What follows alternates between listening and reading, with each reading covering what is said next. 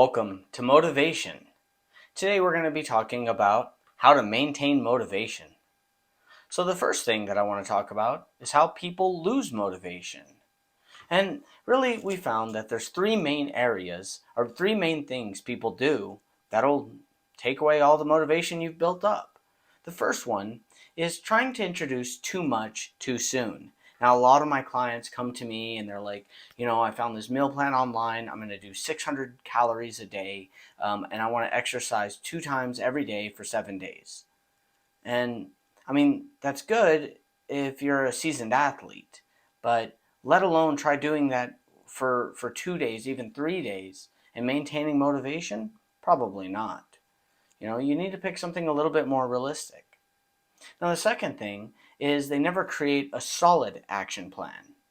And that's by studying what you normally do, taking a look at your behaviors and seeing what's realistic for you. So, take a look at the last couple of weeks. How many times have you exercised? How many meals have you eaten that were proper, healthy, and in line with what your goals are?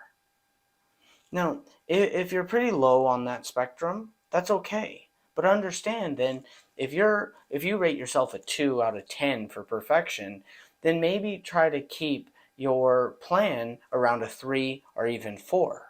Not 10. Don't go straight for the top. You're going to get unmotivated. It's just too much too soon. And then the next one is people never address their life patterns. They never take a look at the things that derail them anyway. So during this chapter, we're going to be learning a lot about how to stay motivated. And an important element of motivation is understand the difference of motivation and inspiration.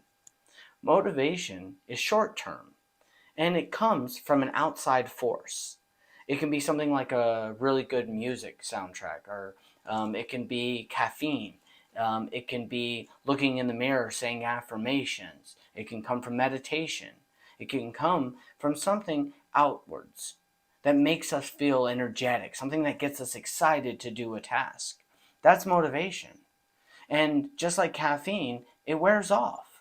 So it's something that if you need to feel motivated, you need an external force to push that excitement, to get you ready for that action. Inspiration, on the other hand, is something that comes from within. Something like maybe a cancer scare or something like that, where you feel so much motivation that's inward, that's coming from inside. It's something that there's two kinds of inspiration. One's linked with pain, something where you're so scared of something, and the other one is pleasure, where you're so excited for something. If you're in a new relationship and the person that you're with loves mountain biking, you're going to find yourself with a lot of inspiration to go mountain biking because you get to feel love. You get to express that. So in the last chapter, we talked about that why, that required. Why do you want this goal? So those answers, anything that's internal, something that you feel a strong pull towards, it can be external as well. It's just internal generally are better goals, I find. But if you are seeking to feel loved, to have a perfect partner, and that's your main motivation, that's great. Love is a huge inspiration, but whatever it is that's specific to you. During this course, we're going to be talking a lot about getting to know ourselves. You have to understand you're very unique. And so you can't approach with the same tactics that work for everyone. What worked for me won't work for you. I have different inspirations, different motivations. I like different types of exercise. I like different kinds of foods. So understand that while we're going through these courses, this is a great chance for you to get to know yourself. With that being said, motivation we're going to break down into 4 R's.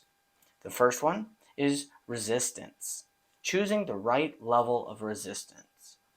Now, this is about kind of, again, what we talked about, where if you're on average do about a 2 worth of actions, you're probably only wanting a 3 or 4.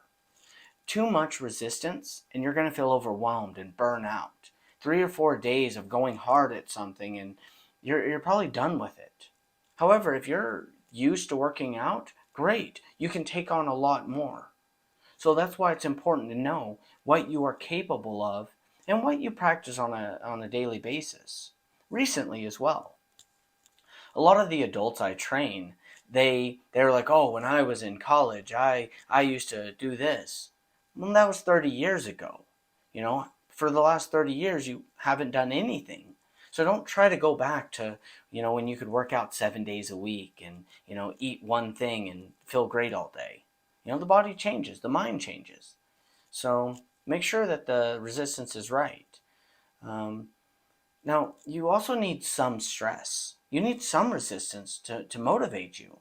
When you're in school and you have a test coming up, that the pressure of passing is enough to motivate you to study. And that's what you want with your diet. You want enough pressure. You want to tell yourself, like, no, I don't want to run into illness and disease. You want some kind of stress that's going to push you forward. And understand how much normally you can take with a diet, right? Cutting your calories way too low probably isn't going to work. I mean, there's very little worse than starving. So don't try to starve yourself. Make this a slow, gradual change, and you'll see that it'll last a lot longer. These are lifetime improvements. Um, you also want to kind of reassess how much you're actually used to sticking to, and then lower your actions if needed. So if you go on a diet, and let's say that you choose intermittent fasting, and you're like, okay, well, I haven't stuck to it. I did one day, but no other day. Probably not for you. You need to reassess that and consistently reassess where you're at and what you need. Another thing that you want to do is when starting out. For example, when I started out with exercising, I didn't like to exercise. I didn't like to go for runs. I didn't like the idea of weights, and so I wasn't very motivated to it. So what I did is I chose an action that I knew I could do. At first I put on a workout outfit and I went for a 5 minute, 10 minute walk. Not very far. I didn't like walking. This is in Texas, so it's hot. And so I would just walk for 5 or 10 minutes a day. And, I didn't do it every time, but it was so easy that I was like, well, I might as well. And then it got to 15 minutes. And then I started enjoying these walks. It became a habit. And then 30 minutes was too little of a walk because I enjoyed it so much. See, I found something I like to do. And that's what you want to do. You want to play around and learn yourself. You want to see what it is. And you want to create an action that's easy enough that you can stick with. And then you want to kind of test it, see how you feel about it, and give it some time. Which leads us to our next one, building proper routines. So with routines, you want them to be easy enough that you can't say no. That's the first rule of a routine. If you're looking to get healthier, maybe maybe add a glass of water. And like, it's so hard to say no. Every time you go to the fridge, you can have a glass of water. Or maybe one time a day when you wake up, have a glass of water. Something like that, though. Something so easy. And then the next step of routines is to make it progressive. So it's great to have the glass of water, but now you need to take it a step further. Maybe add a vegetable to every meal. Maybe go for a longer workout, longer run. Maybe try a new practice like yoga. Try breathing exercises, meditation, something for your health. But whatever it is, it needs to be easy that you can't say no, and then progressive. Something that you just slowly work out and improve daily. And the next one, of course, is it needs to be consistent. It's something that should be done daily. Now, I'm not saying that you work out 7 days a week, but think about it. Do something that progresses your weight loss, muscle gain, or health goals. So if it's weight loss, definitely every day work on something to cut back. So instead of that late night snack being peanut butter, which has a lot of calories, maybe find something that's a little bit lower in calories, like Greek yogurt. And then from there you can make these changes. All right? So 3 stages to a routine. Make it easy, make it progressive, make it consistent. Now, the next R is reminders, and this is one of the most important ones you can do. This should always be on your mind. You should do everything you can to know exactly what to do when. So when I first got started, on my phone, I had alarms set for everything: when to drink water, when to eat, when to sleep, when to exercise. It was so annoying, but I knew every day at 2 o'clock, I was like, okay, first get home from work, drink water, and then I worked a split shift, so drink a bunch of water, and then I waited to eat until I got to my job. Because usually I would stop at fast food on the way home, and eat something unhealthy because I had no time. I was working so much. So so you definitely want to set reminders so that it's always on your mind. And there's a lot of ways to do this. I also put a dumbbell in front of my fridge because I'm really bad at midnight snacking. Wake up at 2 in the morning, go to the fridge, eat a bunch of snacks. And then in the morning, it's like, no, I was so good all day, and that ruined it for me. So I put a dumbbell so that every time I went to eat something, I had to move this heavy dumbbell, which reminded me what my goal was, why it's so important for me not to eat that. So that's a good tip. And it doesn't just have to be something like that. It can also be preparedness, being prepared. So I would also set my gym clothes right at my front door, so I had to see them.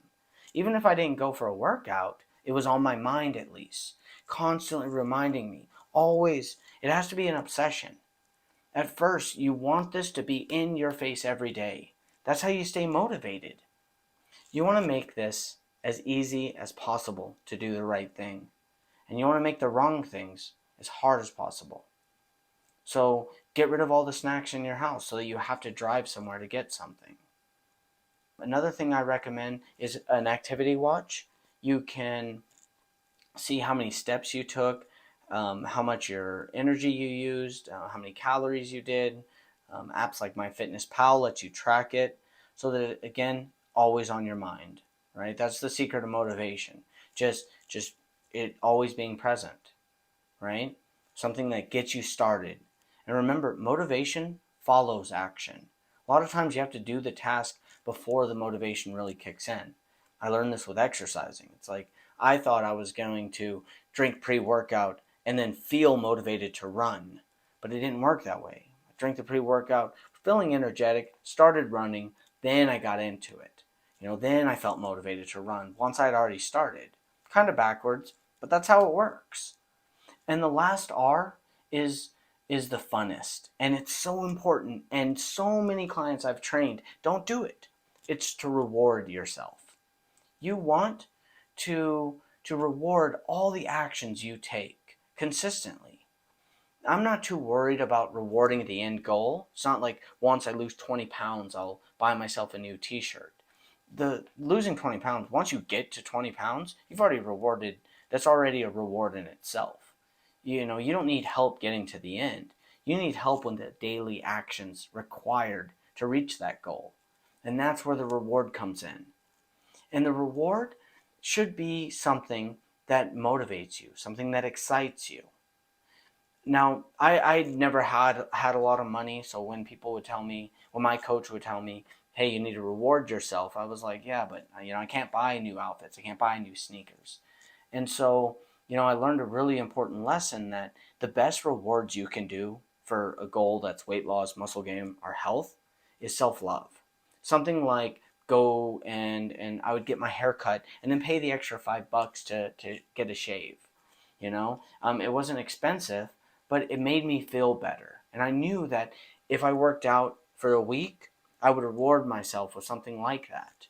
Take a bath and listen to meditation music. It's free and it makes you feel good. It tells you why you're doing this goal. The thing with exercise and nutrition, it is a practice in self-love because you're taking good care of yourself. And for a lot of us, it's a hard lesson to learn, right? So in the workbook, there are tons of charts and everything going over all the different rewards you can do. Highly recommend checking them out. Now, don't reward yourself with something that's opposite of what you're doing. So if you're trying to eat healthy, don't be like, oh, I ate healthy for the whole week, so now I'm going to eat fast food and junk food. Those things shouldn't be seen as a reward. It's not a good thing to do those things. It's a good thing to eat healthy. So reward yourself with something that goes along with that, something that practices self-love, something that makes you better.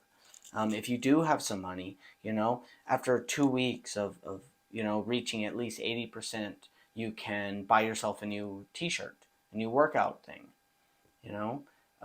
whatever that is. You can also see paying your gym membership as a reward as well if it's something that motivates you. When I started too, I would actually get protein bars. And so every time I exercised, I got a protein bar, because then I felt like the protein was helping me build muscle, and it was so delicious that I looked forward to it, and it was a reward. And it was along the lines of what I wanted to achieve. So, it made me feel great, and it definitely pushed me into a lifestyle now where I have an abundance of energy. I'm very healthy. I feel great about myself. And that's where you want to be. And you want to take all these little steps, as finding the right level of resistance, and that's about learning yourself, you know, creating good routines. There's a lot of good books on this one. Atomic Habit is one I recommend. But that's about creating these really good habits and living your best self. Setting reminders. You want this on your mind. You want charts. Maybe use a vision board and set a picture of your future self. Or you getting married in the best looking outfit. Something that motivates you, that when you see, you feel that inspiration in order to achieve it. And then reward your actions that you take. And then that's pretty much it. Motivation is about being inspired and having a strong enough why. And again, it's in the last chapter, the reason why you're going to see is going to carry you through most of the difficult decisions that you face. Because when you diet or you get into an exercise plan, you're going to run into a lot of obstacles. And really, that's what this whole course is built around. Overcoming all the obstacles I hear as a trainer so that you can succeed. Because anybody can succeed. And you just need to know what the barriers are and then understand how to overcome them. And the best way to overcome them is by learning about you, learning what motivates you. Join me next week where we're going to be talking about how to overcome emotional eating.